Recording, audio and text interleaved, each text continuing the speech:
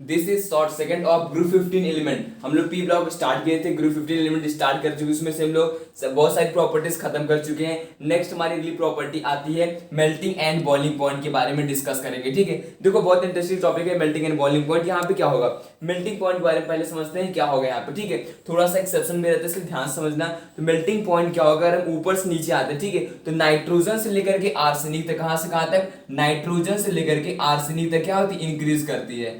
Melting point increases from nitrogen to arsenic. उसके बाद क्या होता है, उसके बाद एंटीमनी से लेकर के मींस यहाँ उसके बाद आते हैं हम लोग नीचे बिस्मुथ की तरफ, तो यहाँ पे क्या होता है, मेल्टिंग पॉइंट हमारा डिक्रीज करता है। क्या होता है, डिक्रीज करता है। अब इसका हम रीजन बताते हैं ऐसा क्यों हो रहा है, जरा यहाँ पे समझना।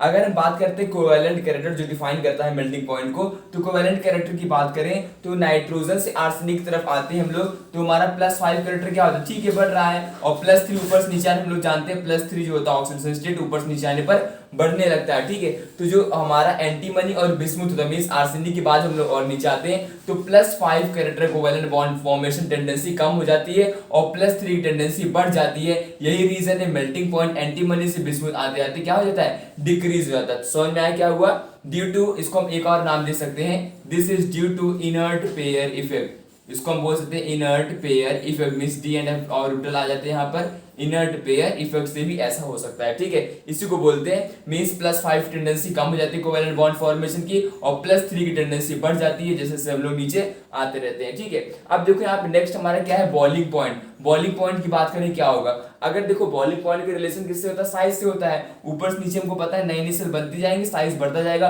अगर साइज बढ़ रहा है, ठीक है, और साइज बढ़ता है क्योंकि नंबर ऑफ सेल बढ़ रही है, ठीक है, इस कंडीशन की बात करें, नाइट्रोजन से बिस्मुथ की तरफ आ रहे हैं, तो साइज इंक्रीज करता है। साइज इंक्रीज करने से क्या होगा, बॉइलिंग पॉइंट भी इंक्रीज करेगा। कहां से कहां तक, नाइट्रोजन से लेकर बिस्मुथ तक आएंगे, तो बॉइलिंग पॉइंट। सिर्फ 15 ग्रुप एलिमेंट की बात नहीं करें, किसी भी की बात करते हैं, अगर साइज वहां पे इंक्रीज हो रहा है तो बॉइलिंग पॉइंट क्या होगा, इंक्रीज होगा। सरफेस एरिया पे बॉइलिंग पॉइंट हमारा डिपेंड करता है। मेल्टिंग पॉइंट भी हमने रिलेशन देख लिया ड्यू टू कोवेलेंट कैरेक्टर। ठीक है, अब नेक्स्ट मूव ऑन करते हैं हम लोग कैटिनेशन प्रॉपर्टी।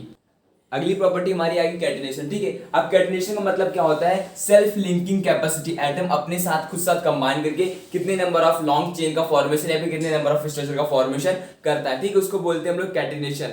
तो एलिमेंट 15 की बात करते हैं, ग्रुप 15 की बात कर रहे हैं हम लोग ना, तो ग्रुप 15 की बात करें, कैटिनेशन प्रॉपर्टी क्या होती है, अच्छी होती है, मतलब सब एलिमेंट लगभग फॉर्म करते हैं, कह सकते हैं हम लोग मैक्सिमम कैटिनेशन प्रॉपर्टी की प्रॉपर्टी शो करते हैं। ठीक है, लेकिन अगर हम बात करते हैं इसकी कंपैरिजन करते हैं कार्बन के साथ, तो कार्बन क्या होता है, सबसे ज्यादा पूरे पीरियोडिक टेबल में सबसे ज्यादा अगर कैटिनेशन प्रॉपर्टी होती है वो होती है कार्बन के पास। हम यहाँ पे नहीं कह रहे 15 ग्रुप एलिमेंट का है कार्बन, लेकिन अगर रिलेट कर रहे हैं तो कार्बन कंपैरिजन में इसकी बहुत कम होती है। ठीक है, अपने में तो ठीक है मैक्सिमम होती है, लेकिन कार्बन कंपैरिजन में 15 ग्रुप एलिमेंट की जो कैटिनेशन प्रॉपर्टी होती है वो बहुत कम होती है। और रही बात मैक्सिमम की, इस सब एलिमेंट में से, इस सब एलिमेंट से मैक्सिमम हमारी होती है फॉस्फोरस के पास। Phosphorus has maximum catenation property. ऐसा नहीं कि नाइट्रोजन नहीं फॉर्म करता है, नाइट्रोजन भी कैटिनेशन प्रॉपर्टी को शो करता है, लेकिन स्मॉलर एक्सटेंट तक। इस एग्जांपल कुछ देख लेते हैं, हाइड्रोजोइक एसिड हो गया हमारा, हाइड्रोजोइक एसिड। हाइड्रोजोइक एसिड क्या हो गया हमारा, देखो हाइड्रोजोइक एसिड एक नाइट्रोजन का ही कंपाउंड है, इसका फॉर्मूला क्या होता है, N3H। ठीक है, N3H जो होता है ये भी क्या कहता है, कैटिनेशन प्रॉपर्टी देखो यहाँ पे शो कर रही है। ठीक है, एक और लेते हैं, हाइड्रोजीन की बात करते हैं, हाइड्रोजीन। हाइड्रोजन का फॉर्मूला क्या होता है, NH2NH2। NH2NH2 में भी देखो दिख रहा है, मींस सेल्फ लिंकिंग कैपेसिटी इसमें भी दिखती है। अगर हम फास्फोरस की बात करें मैक्सिमम जिसमें होता है, तो फास्फोरस ओपन चेन और क्लोज चेन दोनों के फॉर्म में एग्जिस्ट करता है। कैसे कैसे, ओपन फॉर्म में भी कंबाइन कर सकता है और क्लोज चेन के फॉर्म में भी कंबाइन कर सकता है। ठीक है, एक एग्जांपल की बात करते हैं, डाइफॉस्फीन होता है, ठीक है, P2H4 जिसको बोलते हैं, P2H4 इसको हम बोलते हैं डाइफॉस्फीन। डाइफॉस्फीन ये भी क्या होता है, इसलिए मैक्सिमम कैटिनेशन प्रॉपर्टी शो करता है। इसके एग्जांपल हम लोग इसको नोट कर सकते हैं, P2H4। ठीक है, और बाकी सारे एलिमेंट भी कैटिनेशन प्रॉपर्टी को भी शो करते हैं, लेकिन फास्फोरस क्या होगी, मैक्सिमम कैटिनेशन प्रॉपर्टी। और कैटिनेशन मतलब क्या हुआ, self linking capacity. Next property is allotropy. अगली प्रॉपर्टी हमारी क्या है, एलोट्रॉपी। तो एलोट्रॉपी में याद रखने वाली बात ये है, यहाँ पे नाइट्रोजन की बात करते हैं अगर हम लोग, नाइट्रोजन और बिस्मुथ की बात करते हैं, ठीक है, last one and first one, ये दोनों क्या करते हैं, एलोट्रॉपी शो नहीं करते। याद रखना इस चीज को, ये दोनों एलोट्रॉपी फॉर्म नहीं शो करते हैं। एलोट्रॉपी मतलब डिफरेंट फिजिकल प्रॉपर्टीज या फिजिकल कैरेक्टरिस्टिक्स शो करेंगे, लेकिन जिनका कंबाइनिंग एलिमेंट होगा वो सेम होगा, ठीक है। एग्जांपल की भी बात कर लेते हैं, जैसे मान लो अगर हम बात करते हैं फॉस्फोरस, आर्सेनिक और एंटीमनी, ये तीनों एलोट्रॉपिक फॉर्म शो करेंगे। चलो एग्जांपल के लिए देख लेते हैं, हम लोग फॉस्फोरस की बात करते हैं, तो फॉस्फोरस में क्या कौन सा होता है हमारा एलोट्रॉपी, फॉस्फोरस में आता है white phosphorus, white phosphorus, black phosphorus and red phosphorus, ये अलग अलग एलोट्रॉपिक फॉर्म हो गए हमारे फॉस्फोरस के, ठीक है। नेक्स्ट हमारा आ गया आर्सेनिक, आर्सेनिक का भी एग्जिस्ट करता है। Next one is arsenic, arsenic के अलग अलग एलोट्रॉप्स होते हैं, मींस येलो होता है, येलो आर्सेनिक, ग्रे आर्सेनिक, ठीक है, ये अलग अलग फॉर्म एलोट्रॉपिक हो गए। नेक्स्ट क्या होगा हमारा एंटीमनी, एंटीमनी के एलोट्रॉप्स देख लो, एंटीमनी में क्या होता है येलो और silver grey, silver grey, means अलग अलग फॉर्म में ये क्या है इसकी एलोट्रॉपिक एग्जिस्ट कर रही है, ठीक है। याद रखना यहाँ पे नाइट्रोजन और बिस्मुथ ये इंपॉर्टेंट है, ये दोनों एलोट्रॉपिक फॉर्म शो नहीं करते हैं। बाकी फॉस्फोरस हो गया, आर्सेनिक हो गया और एंटीमनी, इसके हमने एलोट्रॉप्स भी लिख दिए, कौन कौन से एलोट्रॉप्स नेचर में एग्जिस्ट करते हैं, ठीक है। अच्छा मोस्ट इंपॉर्टेंट हम लोग कार्बन की स्टडी किए होगी, सबको पता होगा कार्बन के एलोट्रॉप्स, डायमंड हो गया, ग्रेफाइट हो गया, बकमिस्टर फुलरेंस हो गया, ये सब क्या है इसी की एलोट्रॉप्स कहलाते हैं, कार्बन की एलोट्रॉप्स। लेकिन बने किससे होते हैं, कार्बन से ही बने होते हैं। उस तरीके से व्हाइट फॉस्फोरस है तो व्हाइट फॉस्फोरस फॉस्फोरस से ही बना होगा, लेकिन उसकी फिजिकल प्रॉपर्टीज क्या हो जाती है, वो वेरिएट कर जाती है। वो हम लोग अभी आगे पढ़ेंगे व्हाइट फॉस्फोरस, रेड फॉस्फोरस और ब्लैक फॉस्फोरस के बारे में।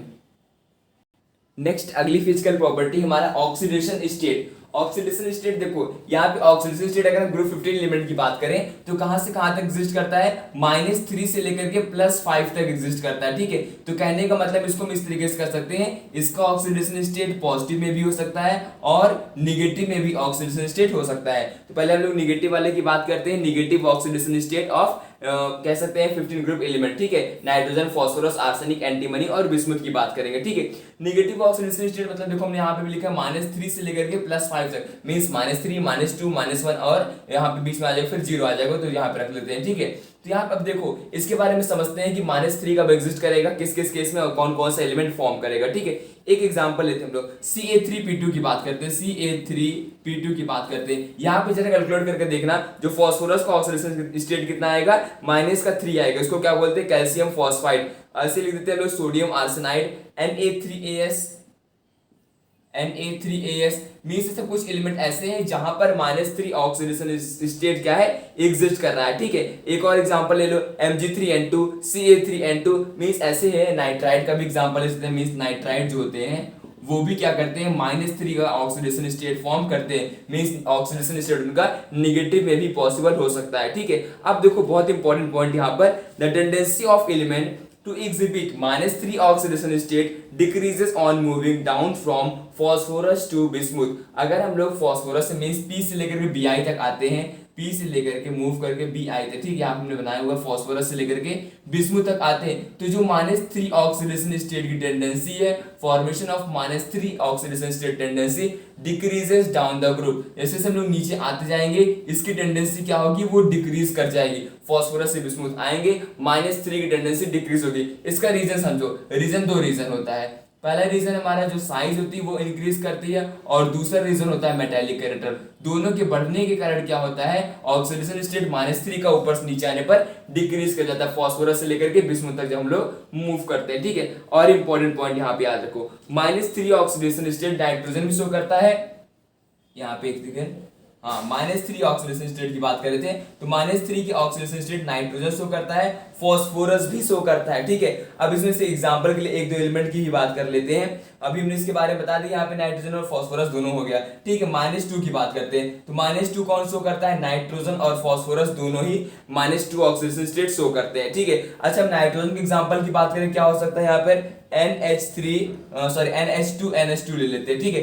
NH2NH2 क्या होता है, हाइड्रोजन, ठीक है, इसके अंदर एग्जांपल आएगा। डाइज़ोफिन अभी हमने इसके बारे में बताया था, P2H4 के बारे में बताया था, ठीक है, डायस्फीन जिसको बोलते हैं। यहाँ पर भी क्या होगा, -2 ऑक्सीडेशन स्टेट होगा। लेकिन अगर हम बात कर रहे हैं -1 ऑक्सीडेशन स्टेट की, तो -1 ऑक्सीडेशन स्टेट फॉस्फोरस नहीं फॉर्म करता, phosphorus does not form -1 oxidation state, लेकिन नाइट्रोजन -1 फॉर्म करता है, ठीक है। हाइड्रोक्सिल अमाइन ले लो, NH2OH, ये क्या हो गया यहाँ पे, नाइट्रोजन का ऑक्सीडेशन स्टेट -1 होगा, ठीक है।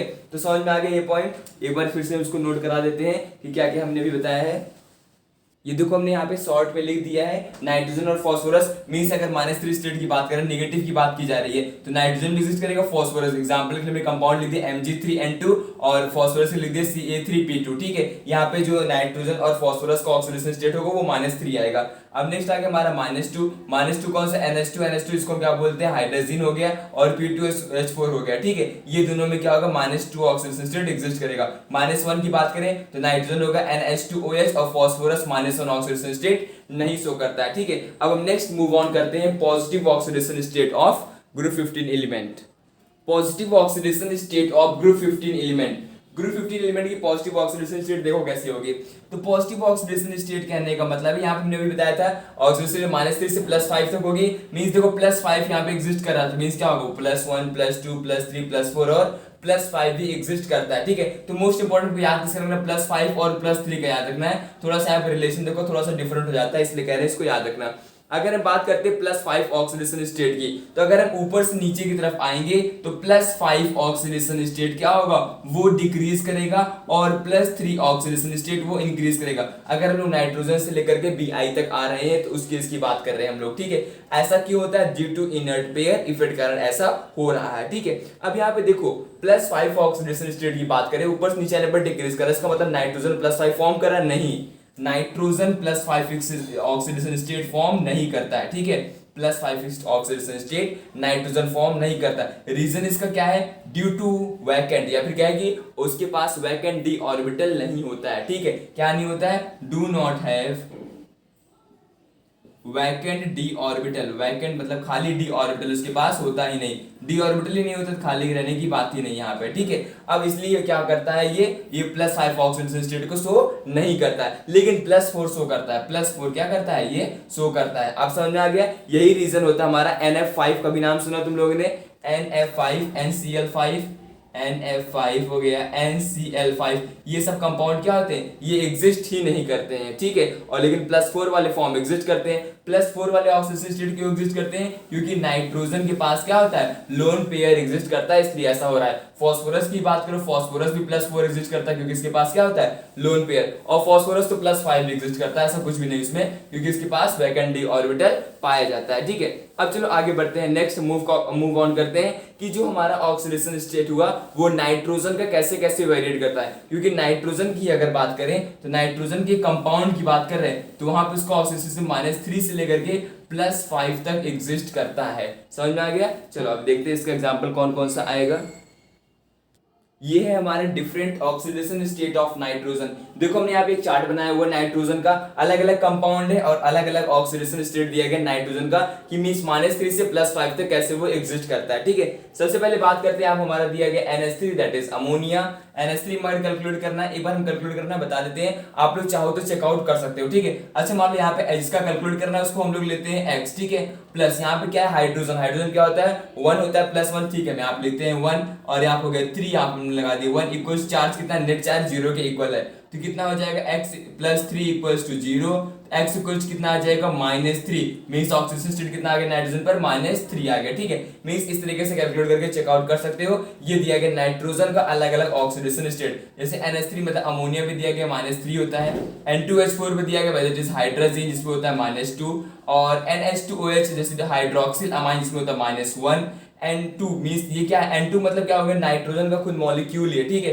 तो कोई भी अगर नेटिव फॉर्म में एग्जिस्ट कर रहा है मॉलिक्यूल, उसका हमेशा ऑक्सीडेशन स्टेट 0 के फॉर्म में होगा, कितना होगा 0 होगा, ठीक है, अगर खुद ही कंबाइन किया गया है तो ये हो गया हमारा नाइट्रोजन जो हो गया 0। नेक्स्ट आ गया N2O जिसको बोलते हैं नाइट्रस ऑक्साइड +1 होता है, NO में होता है, NO क्या होता है नाइट्रिक ऑक्साइड जिसमें होता है +2, N2O3 नाइट्रोजन ट्राई ऑक्साइड जिसमें होता है +3, N2O4 नाइट्रोजन टेट्रा ऑक्साइड होता है +4, N2O5 नाइट्रोजन पेंटा ऑक्साइड होता है +5। देखो हमने क्या देखा, -3 से लेकर के +5 तक अलग अलग ऑक्सीडेशन स्टेट देखा कि नाइट्रोजन की एग्जिस्ट करती हैं अलग अलग कंपाउंड में। ठीक है, एक इसका स्क्रीनशॉट ले लो, ये बहुत ही इंपॉर्टेंट है। क्वेश्चन में पूछते हैं कि कौन सा ऑप्शन दे देंगे, 4 ऑप्शन, मान लो चारों ऑप्शन में ये आ गया। ठीक है, पूछेंगे किसका ऑक्सीडेशन स्टेट 0 के इक्वल है, तो कौन सा टिक करेंगे हम लोग, N2 मींस नाइट्रोजन मॉलिक्यूल में क्या होता है ऑक्सीडेशन स्टेट 0 के इक्वल होगा। -1 दे सकते हैं तो NH2OH करेंगे, -2 देंगे तो N2H4 करेंगे, -3 देंगे तो NH3 कर देंगे। ठीक है, इस तरीके से याद रख लेना कि अलग अलग ऑक्सीडेशन स्टेट कैसे नाइट्रोजन के एग्जिस्ट करते हैं। Next is our disproportionation reaction. Disproportionation reaction का मतलब हुआ एक ही रिएक्शन में एक ही एलिमेंट का ऑक्सीडेशन भी हो रहा हो और रिडक्शन भी हो रहा हो, उसको क्या बोलते हैं, डिसप्रोपोर्शनिएशन रिएक्शन। जैसे मान लो हमारा एक रिएक्शन दिया गया, नाइट्रोजन की बात कर रहे हैं, यहाँ पे रिएक्शन दिया गया है, ये हमारा क्या है, नाइट्रस एसिड।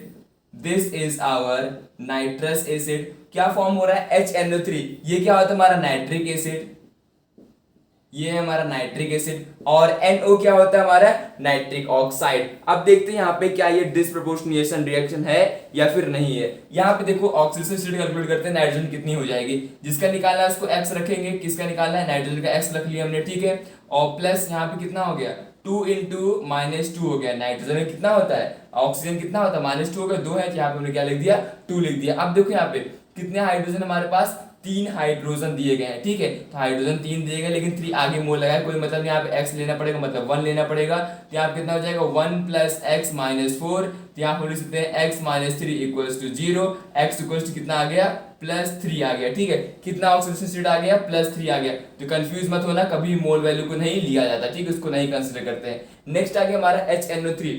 HNO3 भी कितना हो जाएगा, कैलकुलेट करते हैं, यहाँ हो जाएगा हाइड्रोजन का 1 + x, और यहाँ पे कितना हो जाएगा, ऑक्सीजन के लिए यहाँ पे 3 और यहाँ पे हो जाएगा -2। ठीक है, तो 3 × 6 -6 हो गया, यहाँ पे +1 के, यहाँ x - 5 हो जाएगा, = 0, x = कितना आ जाएगा, +5। ये कितना हो गया यहाँ पे, +5। ठीक है, NO पे देखते कितना होगा, NO की बात करें, x ले लो इसको, ये -2 = 0 हो गया, x = कितना आ गया, +2 आ गया। यहाँ पे ऑक्सीडेशन स्टेट कितना आ गया, +2 आ गया। अब देखो यहाँ पे कितना था, +3 से कहाँ गया, +5, मींस यहाँ पे क्या हो रहा है, ऑक्सीडेशन हो रहा है, नाइट्रस एसिड नाइट्रिक में कन्वर्ट हो रहा है, मींस ऑक्सीडेशन हो रहा है। नेक्स्ट ये हमारा +3 किस में कन्वर्ट हो रहा है, +2 में, मींस रिड्यूस हो रहा है, कम हो रहा है, NO के फॉर्म में कन्वर्ट हो रहा है, मींस यहाँ पे क्या हो रहा है, रिडक्शन हो रहा है। नाइट्रोजन का क्या हो रहा है, ऑक्सीडेशन भी हो रहा है +5 में कन्वर्ट होकर के, और +2 में कन्वर्ट होकर के इसका रिडक्शन भी हो रहा है, इसलिए क्या है, डिसप्रोपोर्शनिएशन रिएक्शन। इसके बाद एक और एग्जांपल हम देखते हैं नाइट्रोजन का ही।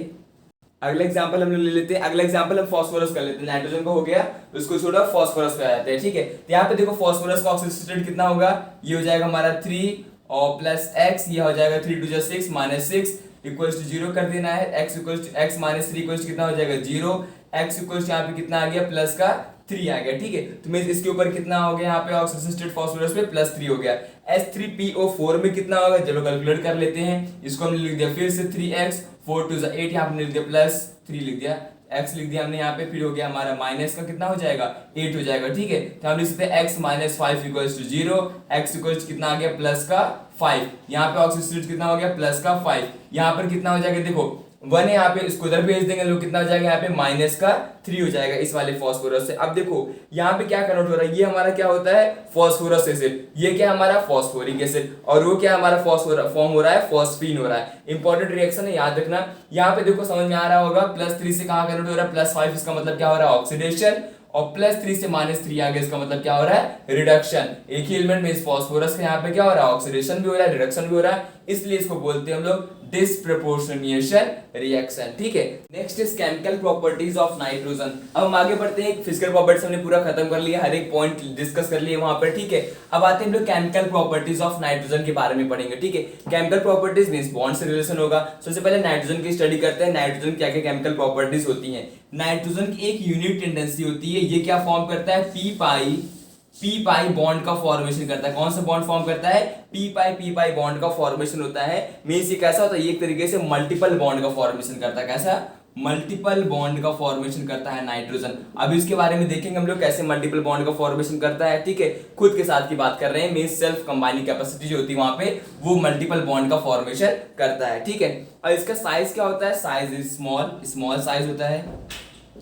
स्मॉल साइज एलिमेंट है, ठीक है। और अगर इलेक्ट्रोनेगेटिविटी की बात करते हैं, इलेक्ट्रोनेगेटिविटी इसकी हाई होती है, हाई इलेक्ट्रोनेगेटिव होता है। तो हमने एक ऑर्डर बताया था, फिर से बता देते हैं। फोंकल याद रखो, फोंकल याद रखना यहाँ पे, ठीक है। फोंकल देखो यहाँ पे सबसे ज्यादा इलेक्ट्रोनेगेटिव, पूरे पीरियोडिक टेबल की बात कर रहे हैं, सबसे ज्यादा इलेक्ट्रोनेगेटिव कौन सा होगा? Fluorine, then oxygen, then nitrogen, then chlorine. Means third number पे आ रहा है, बहुत बड़ी बात है यहाँ पे। मींस नाइट्रोजन क्या है? इलेक्ट्रोनेगेटिव एलिमेंट के अंदर आता है और ये हाई इलेक्ट्रोनेगेटिव एलिमेंट होता है, ठीक है। और कुछ एनॉमलस प्रॉपर्टी की बात करते हैं। नाइट्रोजन कैसा होता है? Colourless gas, this is colourless gas. कैसा होता है ये? कलरलेस गैस होता है, ठीक है। अब कैसे एग्जिस्ट करता है? ये डायटोमिक फॉर्म में एग्जिस्ट करता है, इसको बोलते हैं लोग डायटोमिक मॉलिक्यूल, डायटोमिक मॉलिक्यूल। अब समझो इसको डायटोमिक मॉलिक्यूल क्यों बोलते हैं? क्योंकि नाइट्रोजन कभी n तुम लोग लिखे देखे नहीं होगे, ठीक है। हमेशा ये N2 के फॉर्म में भी, मॉलिक्यूल के फॉर्म में ही नेचर में एग्जिस्ट करता है। अब इसका रीजन समझो, ये N2 का फॉर्मेशन ही क्यों करता है और इसकी बॉन्ड इंथैल्पी ज्यादा क्यों होती है, और रिएक्टिविटी की बात करें वो कम क्यों होता है। समझना इस चीज को, बॉन्ड इंथैल्पी ज्यादा क्यों होती है और रिएक्टिविटी कम क्यों होती है? इसके सेम के कारण ये ऐसे होती है, N2 का फॉर्मेशन करता है मींस मल्टीपल बॉन्ड का। नाइट्रोजन है हमारे पास, ये हमारा दूसरा नाइट्रोजन हो गया, ठीक है। वैलेंस इलेक्ट्रॉन कितना होता है? 5 वैलेंस इलेक्ट्रॉन इसमें पाए जाते हैं नाइट्रोजन के अंदर, ठीक है। ये हो गया हमारा, ये 2 हमने यहाँ बना दिया, 3 ये हो गया, ठीक है। 3 यहाँ बना दिया, 3 इसका भी बना देते हैं, 1 2 3 और 2 हमारा ये हो गया। अब देखो यहाँ पे होता कुछ इस तरीके से, दोनों क्या करते हैं? इलेक्ट्रॉन को शेयर करते हैं, कोवैलेंट बॉन्ड का फॉर्मेशन करते हैं इस तरीके से। इसने क्या कर दिया? इलेक्ट्रॉन को शेयर कर दिया इसके साथ, इसने इसके साथ शेयर कर दिया।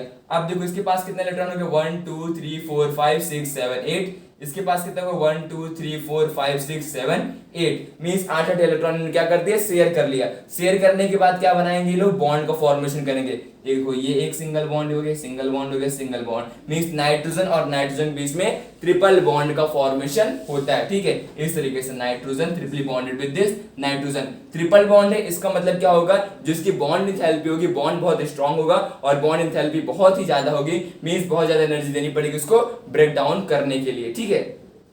अब इसी के बारे में भी कहते हैं, जब इसकी एनर्जी ज्यादा देनी पड़ेगी ब्रेक डाउन करने के लिए, तो इसकी रिएक्टिविटी क्या होती है? इसी कारण क्या हो जाती है? कम हो जाती है। इसलिए नाइट्रोजन की जो रिएक्टिविटी होती है नाइट्रोजन मॉलिक्यूल की, वो कम होती है, ठीक है। अब आगे बढ़ते हैं लोग। नाइट्रोजन हमने क्या किया? कलरलेस गैस के फॉर्म में होता है, लेकिन जो हमारा अगला एलिमेंट होता है फॉस्फोरस, वो सॉलिड के फॉर्म में भी एग्जिस्ट करता है। कैसे एग्जिस्ट करता है? फॉस्फोरस सॉलिड के फॉर्म में भी एग्जिस्ट करता है, exist in the form of solid. और इसके क्या होते हैं? इसके एलोट्रॉप्स भी एग्जिस्ट करते हैं। 3 एलोट्रॉप्स के बारे में हमने बताया था भी, व्हाइट, ब्लैक और रेड। लेकिन नाइट्रोजन के पास एलोट्रॉप्स नहीं होते हैं। याद रखना, नाइट्रोजन और बिस्मुथ ऐसा एलिमेंट है 15 ग्रुप एलिमेंट का जो एलोट्रॉपिक फॉर्मेशन नहीं करते। बाकी फॉस्फोरस, आर्सेनिक और एंटीमनी एलोट्रॉप्स का फॉर्मेशन करते हैं, ठीक है। अब आगे आते हैं नेक्स्ट अगली प्रॉपर्टी, हम लोग रिएक्टिविटी देखेंगे अलग अलग चीजों के साथ, जैसे हाइड्रोजन के साथ, ऑक्सीजन के साथ और मेटल के साथ रिएक्टिव कराएंगे और देखेंगे कौन से बॉन्ड का फॉर्मेशन हो रहा है और इसकी रिएक्टिविटी सीरीज देखेंगे अलोंग द पीरियड और ग्रुप कैसे वेरिएट कर रही है। पहली रिएक्टिविटी हमारी किसके साथ है? हाइड्रोजन के साथ है। अगर हम इसको हाइड्रोजन के साथ रिएक्ट कराएंगे तो क्या फॉर्म होगा? देखो हाइड्रोजन के साथ रिएक्ट कराएंगे तो क्या फॉर्म होता है? फॉर्मूला होता है हमारा EH3 का फॉर्मेशन होगा। मींस ये क्या हमारा ट्राई हैलाइड का फॉर्मेशन होगा, ठीक है। मतलब हमने इसको रिएक्ट कराया तो ट्राई हाइड्राइड का फॉर्मेशन होगा। क्या होगा? Try hydride. इसको क्या बोलते हैं? हाइड्राइड का फॉर्मेशन इसलिए हो रहा है क्योंकि हाइड्रोजन के साथ कंबाइन करा। 3 हाइड्रोजन कंबाइन इसलिए करते हैं क्योंकि outer most valence electron combining के लिए 3 होते हैं, तो इसके साथ कंबाइन करके बॉन्ड का फॉर्मेशन आसानी से हो जाता है, ठीक है। तो ई हमारा क्या हुआ? ई का मतलब हो गया नाइट्रोजन, फॉस्फोरस, आर्सेनिक, एंटीमनी और बिस्मुथ। तो देखते हैं क्या क्या होगा। NH3 होगा जिसको हम बोलते हैं अमोनिया, और फॉस्फोरस के लिए क्या होगा? PH3 होगा। इसके लिए क्या होगा? AH3। PH3 क्या होता है? फॉस्फीन। ASH3 क्या होगा? हमारा आर्सिन होगा। नेक्स्ट हमारा क्या होगा? SBH3। अच्छा SBH3 क्या बोलेंगे? सिबिन बोलेंगे, ठीक है। नेक्स्ट आगे हमारा BiH3, इसको हम बोलते हैं बिस्मुथीन, BiH3। इसको क्या बोलेंगे? बिस्मुथीन हो गया, स्टीबिन हो गया, हमारा आर्सिन हो गया, फॉस्फीन हो गया और अमोनिया हो गया। इस तरीके से अलग अलग नाम देते हैं हम लोग hydride. These are the hydride of group 15 element. Group 15 element की ये हाइड्राइड है, ठीक है। तो लाइटर एलिमेंट जो होते हैं वो डाई हाइड्राइड का भी फॉर्मेशन मींस M2H4 का भी फॉर्मेशन करते हैं। M2H4 या फिर हमने E लिखा है, आप E2H4 समझ लो। E2H4 का भी फॉर्मेशन करते हैं, ठीक है। एग्जाम्पल के लिए हमारा हो गया N2H4, देख लो एग्जाम्पल हमने बता दिया इसका पहले ही। N2H4, N2H4 होता क्या? हमारा हाइड्रोजन की बात करते हैं, ठीक है। और P2H4 देख लो, P2H4। P2H4 हमारा क्या होता है? डाइजोफाइफिन, ठीक है। क्या होता है? डाइफॉस्फीन होता है P2H4। ये दोनों क्या होते हैं? ये दोनों हमारे क्या हो गए? E2H4 फॉर्मूले में शूट करते हैं क्योंकि ये लाइटर मॉलिक्यूल होते हैं। बाकी जो हाइड्राइड, ट्राई हाइड्राइड, ये हमारे क्या है? ट्राईहाइड्राइड है। अब देखो ट्राईहाइड्राइड हमने पढ़ लिया, ठीक है। इसमें इंपॉर्टेंट क्या होता है, एक ट्राईहाइड्राइड याद रखना है, यहाँ पे एक टर्म और आता है N3H। N3H को हम लोग क्या बोलते हैं, अभी थोड़ी देर पहले हमने बताया था, इसको हम बोलते हैं हाइड्रोजन एजाइड। ये क्या होता है, हाइड्रोजोइक एसिड बोलते हैं, या तो इसको बोलते हैं hydrogen azide. This is hydrogen azide, और we say that hydrazoic acid के बारे नाम से भी जानते हैं। ये क्वेश्चन से एमसीक्यूज आ सकता है, इसलिए इसको इंपॉर्टेंट याद रखो।